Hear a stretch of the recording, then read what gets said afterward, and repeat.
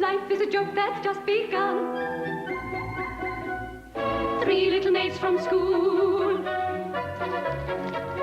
Can we just talk a little bit about Topsy Turvy, which would have taken your admirers and your people who've been following your work.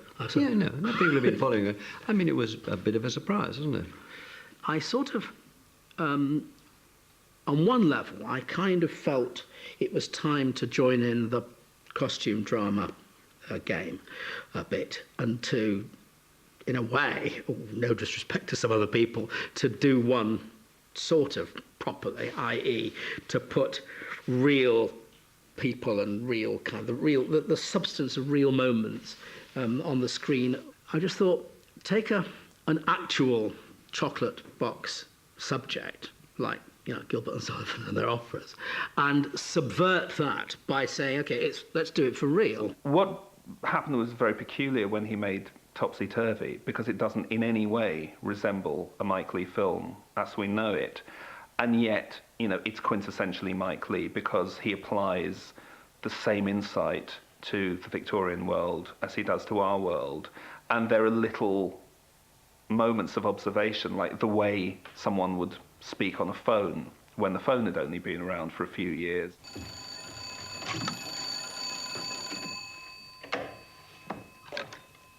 Hello? Is that you, Mr. Gilbert? Hello? Hello? Good morning, Barker. This is Barker speaking. Gilbert here. Good morning, Mr. Gilbert. How are we today, Barker? Are we popular or are we mad? We are popular. We had to get to the point where we could improvise in that period, in that Victorian period. Well, I mean, you can imagine every single thing that we do now in our 21st century life, you have to research it to know how they did it in 1885. You know, so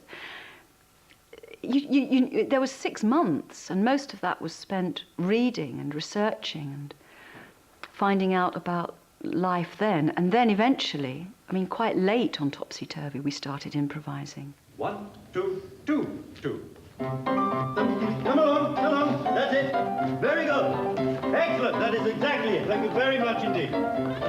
Excellent, first rate. Thank you very much indeed. Good. Now, Doben, that is exactly what I want. I do beg your pardon, Mr. Gilbert, but I appear to have missed the point somewhat. That is the very effect I need. And what effect exactly is that? Did you not see what they did? Yes, they walked downstage. They appear to me to be ambling along the Strand. Simply walking. They walked downstage in the Japanese manner. But in Topsy Turvy, the interesting thing is one of the scenes where he's trying to get it more real, isn't he? I mean, he's trying to get the Japanese girls to show them how to do this. He wants it to be more real. And it seems to me that that's almost a metaphor for what you've been. You want it to be more real all the time. Why do you think that drives you? And how far have you got with All or Nothing, you think? It's hard to say how far, you know, I suppose I feel in some way that All or Nothing. I feel that, you know, a lot of ends in some way are coming together. I mean, apart from the need to be real and truthful and all those things, I mean, I have ongoing battles with myself about the architecture of the piece. I mean, one of the things I'm very pleased about with All or Nothing is the fact that there are a whole lot of strands that there are no loose strands. Everything has a function and it all pulls together and it all means something within the overall spirit of the film. Where was you anyway? What have you been doing all day? Switched it off. Yeah, I know you switched it off. Why'd you switch it off? I'd had enough. You'd had enough? Had enough of what? Had enough of working for 5 minutes, so you switched it off?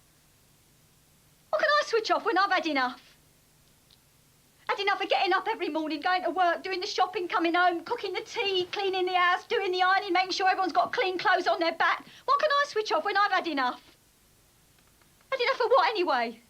What I think you're asking me about, which is a kind of obsession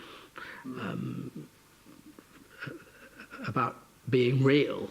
I mean, frankly, that just seems to me the most natural thing to do. I mean, as a kid, watching movies, in the Rialto, Great Shewsome Street, Salford, which has only lately been pulled down. I much regret to say, I'm very sad. I mean, I used to sit there watching films and absolutely, definitely thought, wouldn't it be great to see a film where people are like we actually are? Because, you know, although I'm as hooked as anybody else on, you know, the great Hollywood escapist movies, nevertheless, just the kind of, just the sense of the real world is something that you kind of, I just get a buzz out of making it resonate and happen and live. You don't love me no more, do you? What?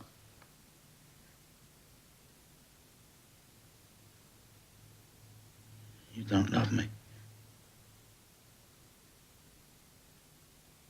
Phil, what are you talking about? What's that got to do with anything?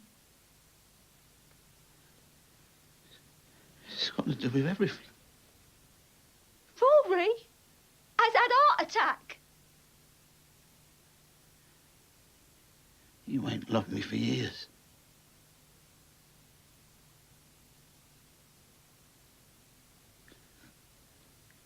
You don't like me. You don't respect me. You talk to me like I'm a piece of shit. I don't. You do. I don't, Phil. I don't talk to you like you're a piece of shit. You do, Pen. You don't know you're doing it, but you do. That's stupid. That ain't fair.